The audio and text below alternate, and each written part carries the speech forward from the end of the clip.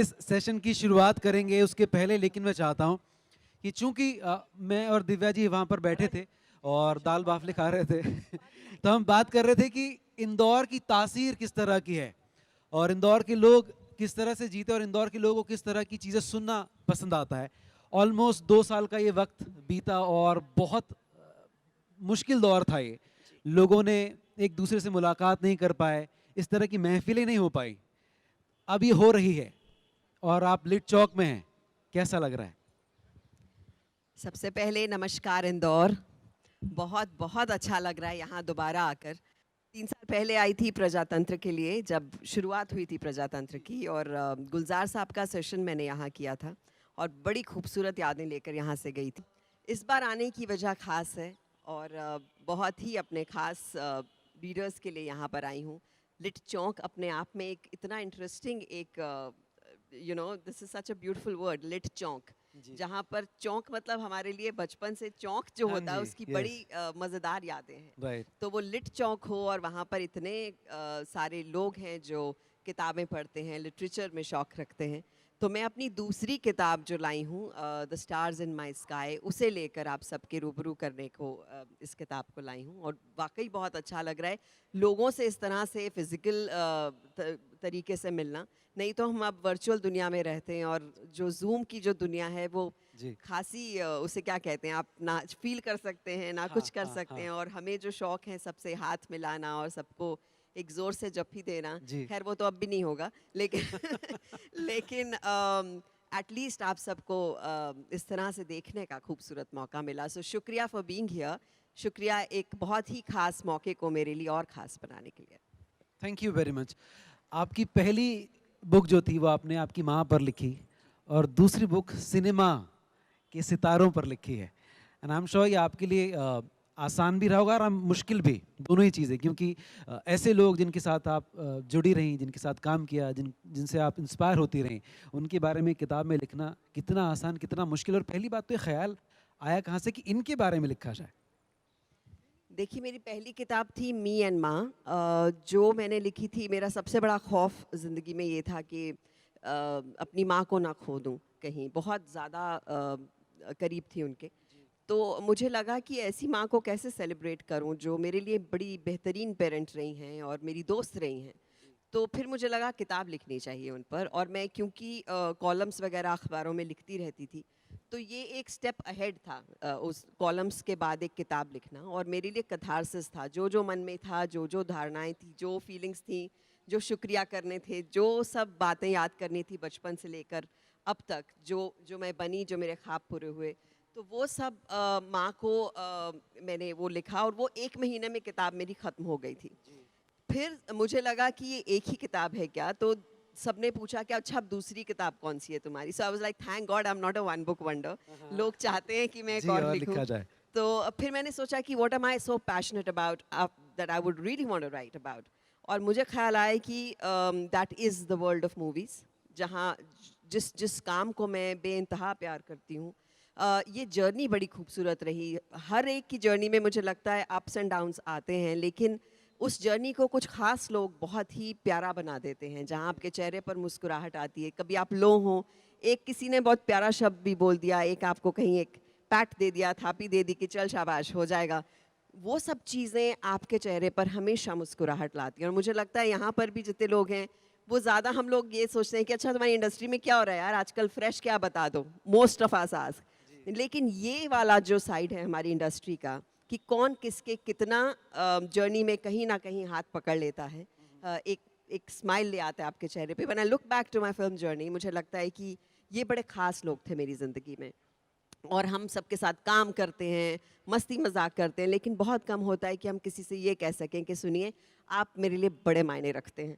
तो ये किताब उन लोगों के लिए है, those who made my journey in the movies worthwhile. वाह।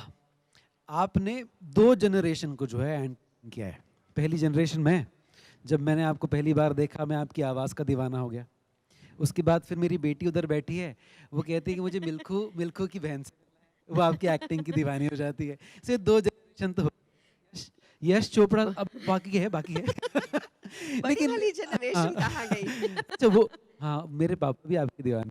ऐसे आप मेरी ऑडियंस कम मत करो ना नहीं प्लीज। बिल्कुल, मेरे पापा और मेरे परदादा जी भी शायद ऊपर से देख रहे हैं इसलिए।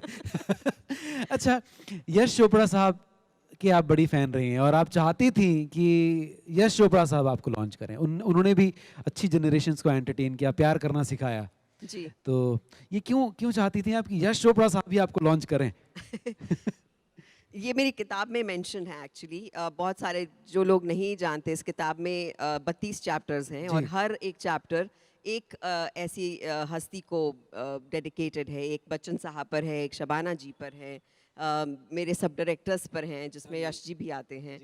तो यश जी मुझे लगता है सबके लिए एक एपिटम रहे हैं कि उनकी फिल्में हमेशा एक लैंडमार्क रही हैं सबके लिए।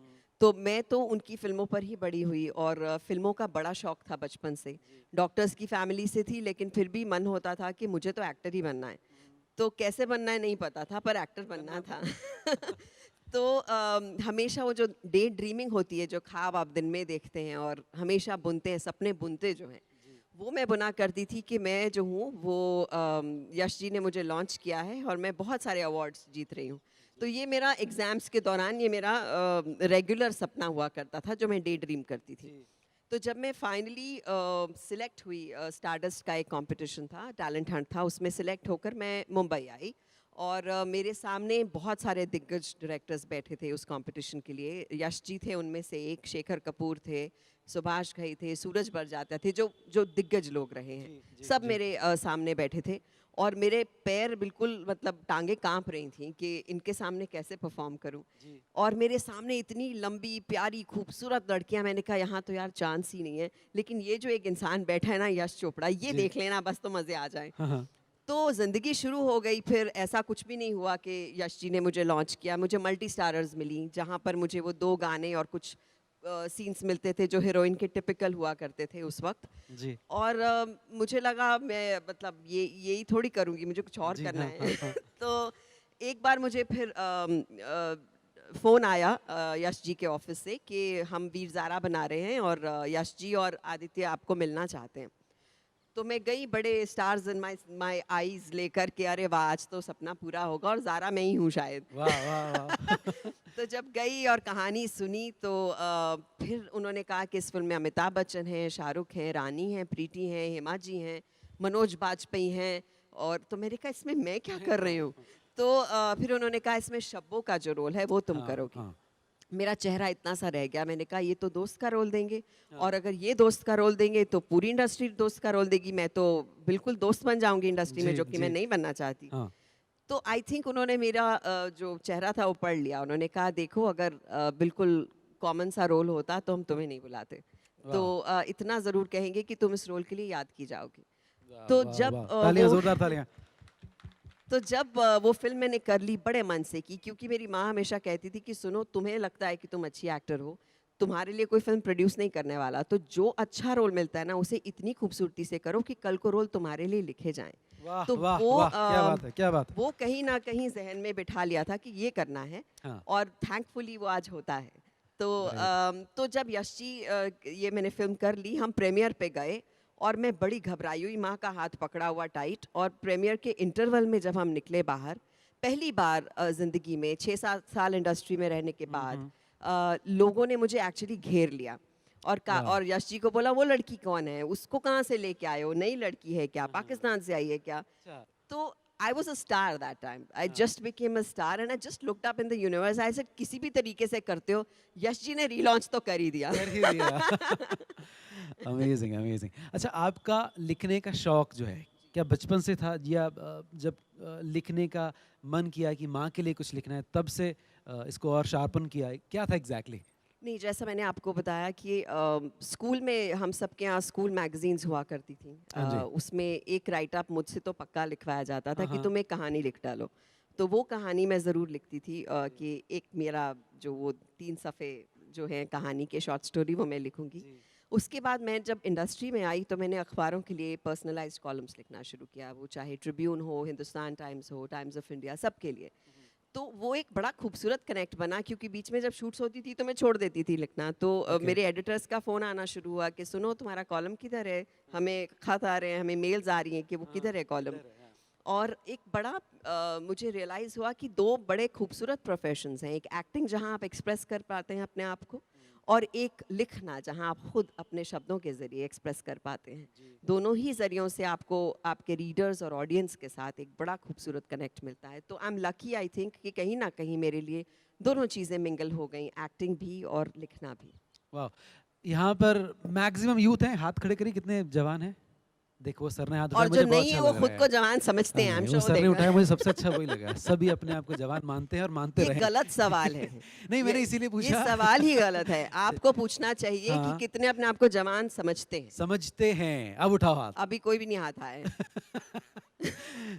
तो ये जो यंगर जनरेशन है, डिजिटल मीडिया वाले लोग हैं ना, ये बड़े कमाल की जनरेशन है। इनको बहुत इंस्टेंट एंटरटेनमेंट चाहिए, 20 सेकंड्स में, 15 सेकंड्स में।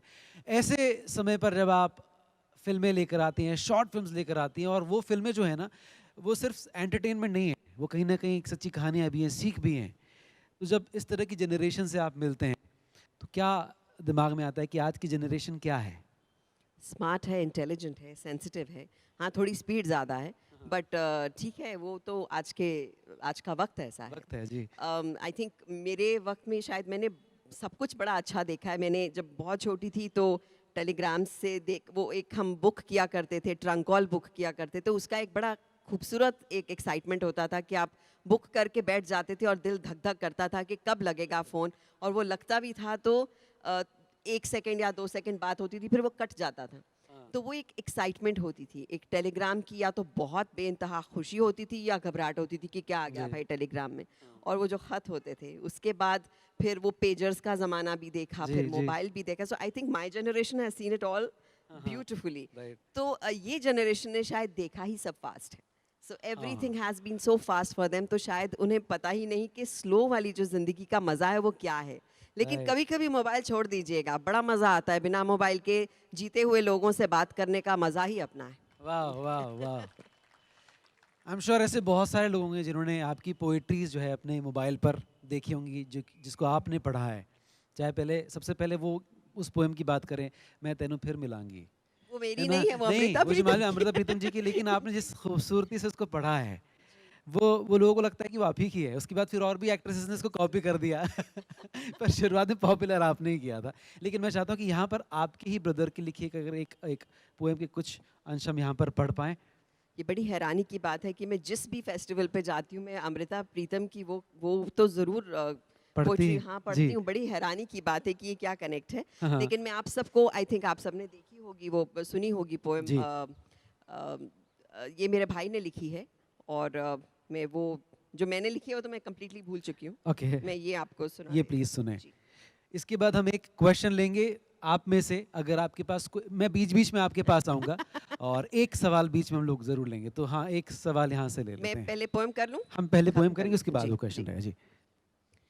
ये जेंडर इक्वालिटी पे है, तो मेरे भाई ने शायद अपनी वाइफ के लिए लिखी होगी, या सब उन बीवियों के लिखी होगी जो शायद ऐसी ऐसी एक सिचुएशन चाहती हैं। तुमने कहा था हम एक ही हैं, तो अपने बराबर कर दो ना। नैपी जब मैं बदलती हूँ, तुम दूध की बोतल भर दो ना। बस यूं ही एक है करके कहाँ जिंदगी चलती है। कभी तुम भी सर दबा दो मेरा, ये भी कमी एक खलती है। जब मैं भी ऑफिस जाती हूँ, तुम भी घर को संवार दो ना। तुमने कहा था हम एक ही हैं, तो अपने बराबर कर दो ना। ये एक छोटा सा एक्सर्प्ट है, पूरी कविता नहीं पढ़ रही। वाह, जी। ये बहुत वायरल कविता है, बहुत सारे लोगों ने इसको सुना और बहुत फॉरवर्ड किया है। चलिए मूविंग फॉरवर्ड, एक क्वेश्चन ले लेते हैं यहाँ से। प्लीज माइक वहां पर पहुंचा दिया जाए। एनीवन,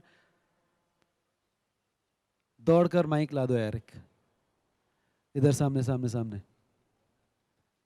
इंदौर, अपने अच्छे अच्छे से सवाल रखिएगा मेरे लिए। जी जी जी जी। और मैं ज़रूर कहना चाहूँगी कि it's lovely to see Seema ji here in the हाँ, सीमा जी ऑडियंस। बैठी, बहुत खुशी हो और रही है। मुझे बड़ा मज़ा आया कि एक बार वो जोरदार मेरे तालियां सेशन का सीमा एक बाबा जी हिस्सा के हैं। लिए। जी, जी दिव्या जी, इंदौर में स्वागत है। Thank you. मेरा नाम है जी करिए। की बात की, आपके बहुत सारे खूबसूरत किरदार हमने देखे जिन्हें आपने बहुत शिद्दत से निभाया और को हमेशा याद रखें। शुक्रिया। क्या कोई ऐसा किरदार है जिसका इस सफ़र को इंतज़ार है? अरे गरिमा, मैं तो बहुत भुक्कड़ एक्टर हूँ, बहुत सारे ऐसे किरदार हैं जो किए ही नहीं हैं अभी तक। अच्छा, तो और बाकी हैं। जो करने हैं, इतने सारे डायरेक्टर्स हैं जिनके साथ अभी काम करना है। अभी तो मुझे लगता है पार्टी शुरू हुई है मेरी। अभी तो अच्छे रोल्स करने मतलब जैसे मैं चाहती हूँ। इस साल इतने मुख्तलिफ, इतने खूबसूरत रोल्स किए हैं जो हर बार जब मैं शीशे में अपना चेहरा देखती हूँ तो लगता है ये बंदी नई है, कुछ ये नया रोल है। तो it's lovely. I think this phase is very nice for actors and I am really enjoying it. और मुझे लगता है अभी तो बहुत सारी जर्नी कवर करनी बाकी है। जी। ऐसा रियल सिनेमा का दौर इसे कहा जा रहा है। जितनी खूबसूरत कहानियां आजकल बन रही हैं और जिस तरीके से पेश की जा रही हैं, वेब सीरीज भी आ रही हैं, बहुत मज़ा आ रहा है उनको देखकर। कोई ऐसी कहानी जो आपको लगता है कि ये कहानी मैं पर्दे पर उतारना चाहती हूँ? कोई एक कहानी ऐसा लगता है कि आपने पढ़ी थी और चाहती है कि वो मैं पर्दे पर उतारूं यार? ऑनेस्टली जिनका नाम अभी आपने लिया, इफ एवर एक फिल्म उन पर बनेगी, मैं ज़रूर वो फिल्म करना चाहूँगी, अमृता प्रीतम वाह। पर। ज़रूर उनकी रसीदी टिकट ज़रूर करना चाहूँगी। क्या कोई कुछ खास कनेक्शन है अमृता जी पता के नहीं साथ? क्या कभी ऐसे पढ़ा बहुत ज़्यादा ऐसा? शायद मतलब कहीं शायद ट्रेन टू पाकिस्तान के दौरान जी। उनका आँखा वारिस शानू जब जो उनकी थी कविता, वो मैंने पढ़ी थी, वो मैंने एक्चुअली गाई थी ट्रेन टू पाकिस्तान में। और मुझे खुशवंत सिंह जी ने बताया था कि ये जो ये हैं, ये अमृता प्रीतम ने लिखी है। उस वक्त से मैं बड़ी मुतासिर हुई थी उनसे कि जी। इनको तो और पढ़ना है और देखना है। एंड देन उनकी बहुत सारी किताबें पढ़ी। पता नहीं, मैं कभी मिली नहीं उनसे, लेकिन उनके बारे में हर एक से सुनती हूँ और बहुत अच्छा लगता है। I don't know what the connect is, but there is certainly a connect. There should be. बहुत सारा यूथ यहाँ पर बैठा हुआ है, इसलिए ये जो क्वेश्चन है ना, ये इसीलिए भी खास बन जाता है क्योंकि आजकल हर चीज़ शॉर्टकट टाइप लगती है कि ये सक्सेस मुझे इतनी आसानी से मिल जाए, ये ऐसा कर लूँ। बहुत सारे लोग इंस्टाग्राम पे, ट्विटर पे, फेसबुक पे आके सोचते हैं कि बस आज ही पॉपुलर होना है, कल तक का इंतज़ार नहीं करना है। ऐसे में मुझे लगता है कि जब आप बहुत सारी फेल्यूर देखते हैं तब और मजबूत होते जाते हैं। आपके अगर आप पीछे पलट कर देखती हैं, वैसे बहुत सारे दिन थे जब मैं राकेश ओम प्रकाश मेहरा जी का भी एक वाक़या सुन रहा था कि ऐसे बहुत सारे दिन भी रहे जब काम नहीं था।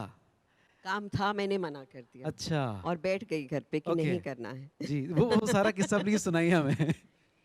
तो हमारी इंडस्ट्री का एक बड़ा इंटरेस्टिंग चलन है कि यहाँ कोई किसी को मना नहीं करता है। क्योंकि सब मतलब कभी ना कभी कोई फिल्म बनाएंगे, कभी ना कभी किसी के साथ काम करेंगे, तो सब आई थिंक उसमें कुछ जज करने की बात नहीं है, लेकिन ऐसा होता है।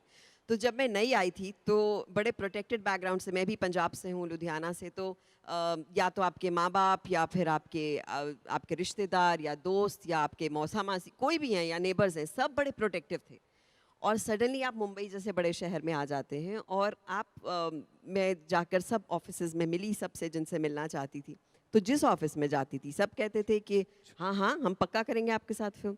तो मैंने एक दिन अपनी माँ को फ़ोन घुमाया, कहा मम्मी आपको पता है मैं कितनी फिल्म्स कर रही हूँ? 22 फिल्में कर रही हूँ। उनमें से एक भी शुरू नहीं हुई, 2 शुरू हुई थी, वो किसी और लड़की ने कर ली। तो बड़ा रोती थी कि अरे मुझे बोल के कैसे नहीं इन्होंने अपना वर्ड रखा। धीरे धीरे सीखी खुद का ख्याल रखना।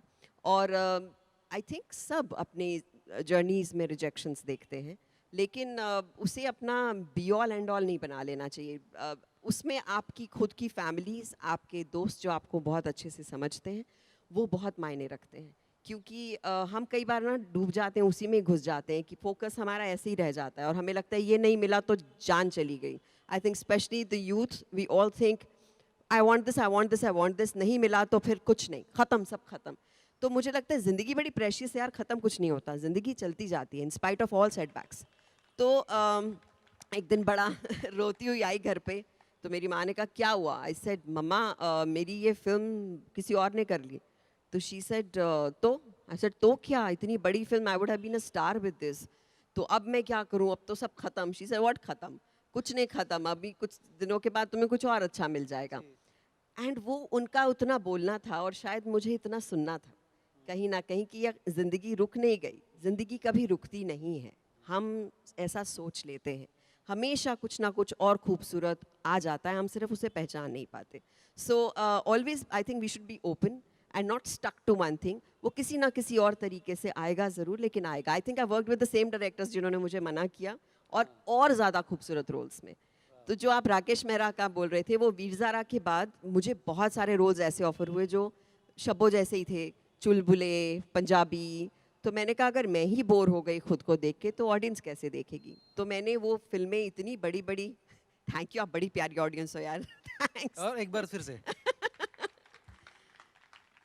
तो सो आई थॉट मुझे नहीं करनी है ये फिल्में, तो मैं 1 साल घर बैठ गई। और सबको घर पे लगता था कि इसे इतनी बड़ी फिल्में ऑफर हो रही हैं, ये कर नहीं रही, she is lost the plot. So I said mom, but मेरे को ऐसा कुछ चाहिए जिसे देखकर मैं कूदूं, जो दिल को खुशी मिले कि हाँ ये करना है यार।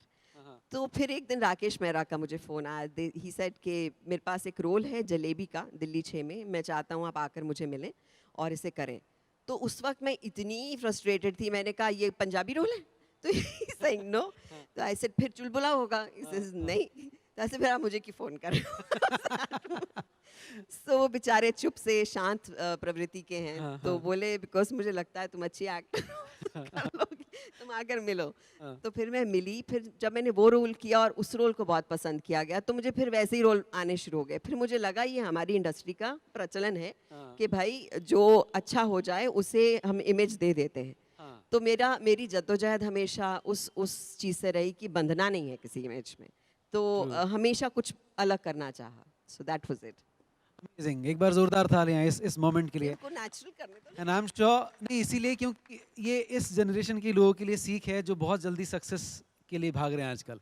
अच्छा, एक ऐसे शख्स के बारे में बात करना बनता है जिनके बारे में इस किताब में लिखा गया है, और उनसे कई सारी ऊर्जा मिलती है हम सभी को। अमिताभ बच्चन साहब, जिनके बारे में अब मैं बात करने वाला हूँ, और जितने भी लोग उनके साथ मिलते हैं, उनके साथ काम करते हैं, उनके साथ पहली मुलाकात का किस्सा हमेशा ख़ास हो जाता है। तो बच्चन साहब के साथ वाला अगर कोई इस किताब के इतर हटकर कोई किस्सा अगर आप सुनाएं जो बच्चन साहब से मुलाकात करा है। नहीं, मैं किताब का ही किस्सा सुना अच्छा, देती हूँ। किताब को सुनाइए। क्योंकि किताब में मैंने सब डाल दिया है, डाल अभी दिया कुछ है। बचा नहीं है दोस्त। ओके, तो वही सुनते हैं। सो बच्चन साहब की फिल्में आई थिंक बहुत सारे लोग हैं जो मेरी ही तरह बच्चन साहब को देखकर इंडस्ट्री में आना चाहते थे। मैं तो अपनी माँ के साड़ी दुपट्टे फाड़ के अपने नेबर्स के बच्चों को बुलाती थी कि आ जाओ भाई, ज़रा गुलाब जामुन पार्टी होगी, समोसे मिलेंगे, और अगर तुमने तालियां ज़्यादा बजाई तो रूह अफ़ज़ा भी मिल जाएगा। तो बच्चन साहब के गाने पे मैं परफॉर्म किया करती थी। वो लावारिस का गाना था, सो दैट वन, जिसकी बीवी जिसकी हाँ, बीवी लंबी, या उसका भी दैट बड़ा वन। नाम है, हाँ। तो फिर उस पे परफॉर्म करती थी, और पता नहीं क्यों मुझे लगता था ये शख्स जिस इंडस्ट्री को बिलोंग करता है ना, मुझे भी उधर ही जाना है। I want to belong to this place.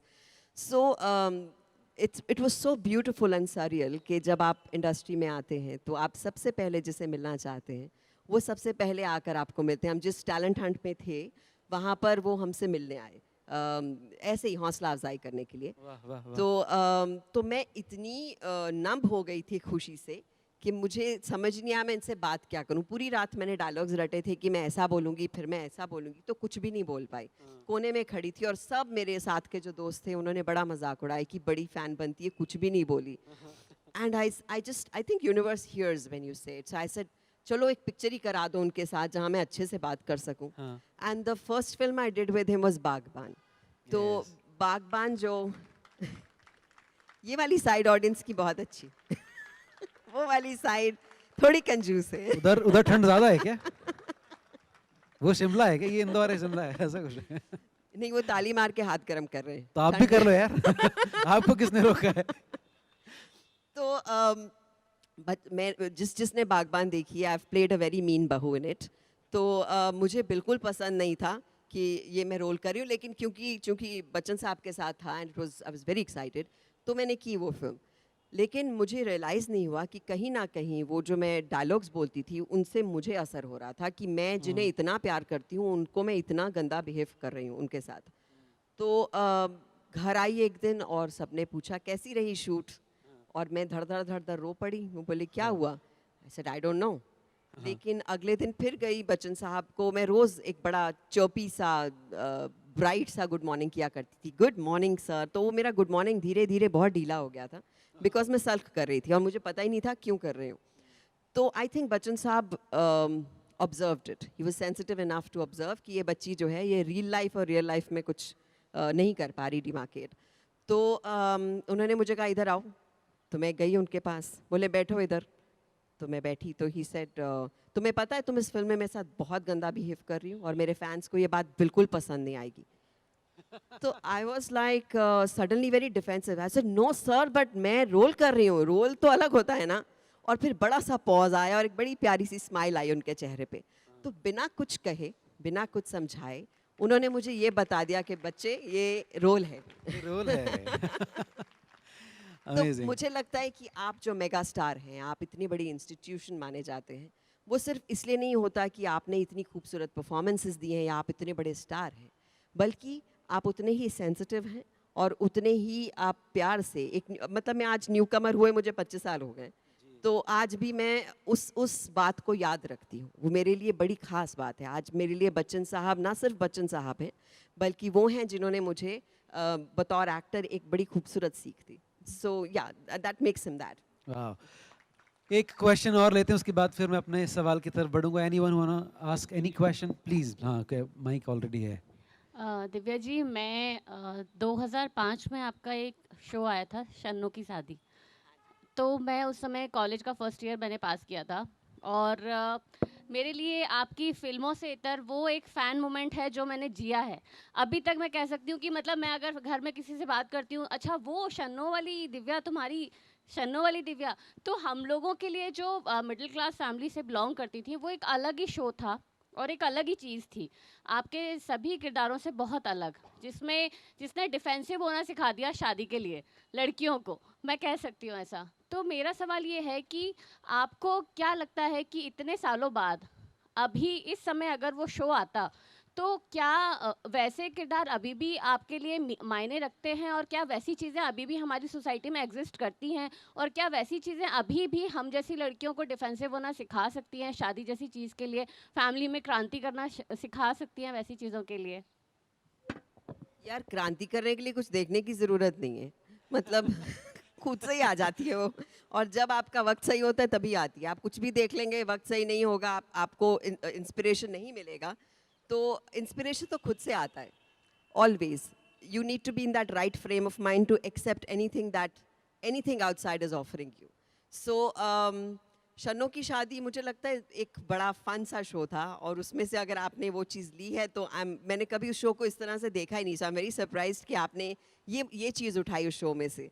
सो मेरे लिए आई थिंक वो एक कर चुकी हो गया और अब आगे देख रही हूँ, अभी कुछ और इंटरेस्टिंग करेंगे. So that ways, but yes, I just want to tell you, don't wait for anything to inspire you, just get inspired. Great. आपकी बुक के बारे में बहुत सारी अच्छी प्रतिक्रियाएं हैं, लेकिन शबाना आज़मी जी ने क्या रिस्पॉन्ड किया था? मैंने देखा था वो आपकी बुक लॉन्च पे थी, जावेद साहब थे, तो how was her reaction? Shabana ji मेरे लिए बड़ी खास रही हैं हमेशा और she has been like family. तो बड़ी प्यारी बात कि मेरी पहली किताब का फॉरवर्ड शबाना जी का था और लॉन्च बच्चन साहब ने किया था. इस बार फॉरवर्ड बच्चन साहब का है और अरे लॉन्च वाह, शबाना वाह, जी वाह, ने किया. जोरदार तालियां इस बात के तो लिए. जो दो लोग देखकर और मुझे लगता था ये दो लोग मेरे फेवरेट हैं, वो मेरी इस किताब का बड़ा अहम हिस्सा रहे हैं. So that I think I feel very blessed. So Shabana ji के साथ मेरी पहली फिल्म उमराव जान थी और मैं बड़ी नर्वस थी. उनकी बेटी का रोल कर रही थी और डांस सीक्वेंस करना था उनके सामने और वो ऐसे मुझे देख रही थी एक टक कि ये अभी ये लड़की क्या करेगी. तो मैं कोरियोग्राफर के पास गई, ऐसे इतनी अच्छी रिहर्सल कराओ कि मुझे दोबारा रीटेक करना ही ना पड़े. So, उसने जितना भी कराया and I was just watching her कि she is just watching. Shot के बाद शी सेड बहुत अच्छे, very good, very nicely done. I ran into my vanity and I called everyone and said you know who told me very nice? Shabana Azmi. वाह. धीरे धीरे वो एक बड़ा खूबसूरत सा बॉन्ड बन गया उनके साथ. चाहे उनके साथ फिल्में की हों, चाहे उनकी होली पार्टीज पे मिली हूँ, चाहे ऐसे ही गपशप चाय में, कहीं ना कहीं एक बड़ा सुंदर सा एक रिश्ता बना उनके साथ. और स्पेशली माँ के बाद तो आई थिंक उन्होंने मेरा ऐसा हाथ पकड़ा कि I just feel that's family in the industry that I have. वाह वाह. ऐसे बहुत सारे लोग हैं जिनके साथ आपने काम किया, उनमें से एक शख्स की और हम बात कर सकते हैं यहाँ पे, अगर आप अलाउ करें. हाँ, परमिशन मिल गई है. सो शाहरुख खान के बारे में आपने इस बुक में लिखा है. सलमान खान इंदौर की पैदाइश हैं. तालियां तालियां.